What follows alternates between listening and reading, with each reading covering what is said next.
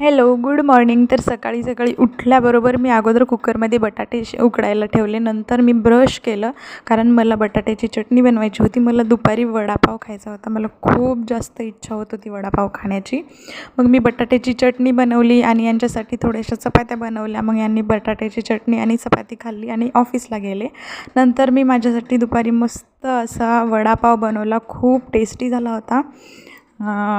छान असा वडापाव बनवला आणि मला चिंचेची आणि गुळाची चटणी खूप आवडते वडापावसोबत.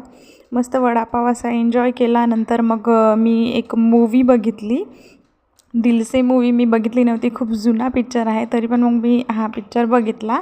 आणि नंतर संध्याकाळी मग आमचा फोटो एक लग्नातला असाच घरात ठेवलेला होता. मग तो फोटो लावून घेतला आणि किराणा सामान पण आणलेलं आणि ते ड्रिल मशीनने खूप जास्त धूळ होत होती घरामध्ये.